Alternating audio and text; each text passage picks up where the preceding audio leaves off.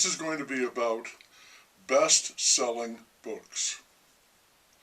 I read a book entitled Hit Lit, Cracking the Code of the 20th Century's Biggest Bestsellers. I mostly wanted to see what the biggest bestsellers were, but I was also a little interested to see what they had in common, if anything. The author chose what he called spectacular mega hits, and they were Gone with the Wind, Margaret Mitchell, 1956. Peyton Place, Grace Metalius, 1956. To Kill a Mockingbird, Harper Lee, 1960. Valley of the Dolls, Jacqueline Suzanne, 1966. The Godfather, Mario Puzo, 1969. The Exorcist, William Peter Blatty, 1971. Jaws, Peter Benchley, 1974. The Dead Zone, Stephen King, 1979. The Hunt for Red October, Tom Clancy, 1984. The Firm, John Grisham, 1991. The Bridges of Madison County, Robert James Waller, 1992. And The Da Vinci Code, Dan Brown, 2003. He decided that these books shared 12 factors that made them so successful, and he broke them down into those categories with what I'll call varied success. For example, despite the fact that sex sells, you begin to lose me when you talk about sex as a driving force behind To Kill a Mockingbird. But all of this did get me thinking. First of all, I was thinking about a bestseller. Is it necessarily a good book? I don't think it has to be, but in most cases it was, and it definitely has to be a good read, what is called a page-turner. One thing I think all these books share is that they present a specific scene, and then they reveal the behind the scene, the good stuff, the nuts, and layered into that is the story, the main story, and the subplots.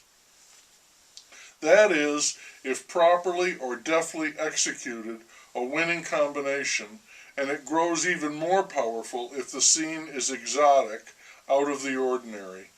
The James Bond movies were so successful because they were set in exotic locations, a European capital of intrigue, a Swiss chalet, a Caribbean resort.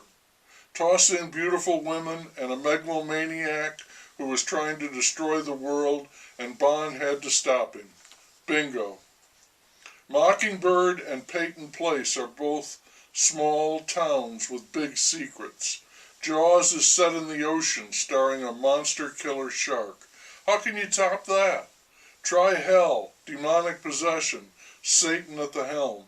Dan Brown put his story inside the Catholic Church, and Jesus Christ turns out to be the father of a line that leads to our heroine.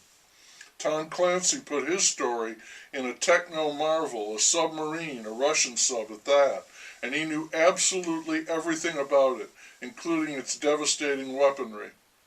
Readers thought the CIA was debriefing the author to get at the top secret military ordnance.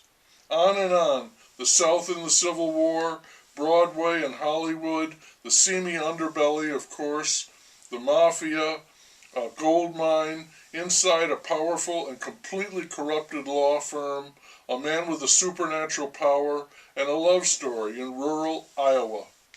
I must say that the abrupt end of this love, after 4 searing days, is not a tragic one. That was its salvation. If the lovers had stayed together for even a month, the great love would have withered and died.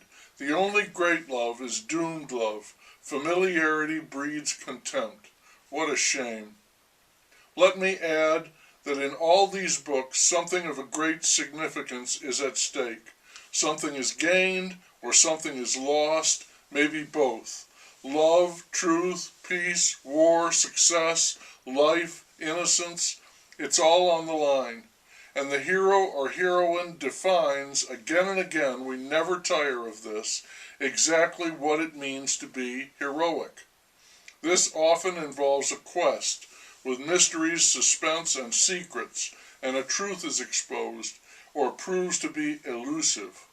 It's not one simple formula, but if you are working with elements like this, and they are perfectly real to you, so that you can convincingly create great depth, then your chances for hot sales are very good indeed. The last thing you need is timing. If you do all of this and hit a nerve, brother, you're in. You're over the top.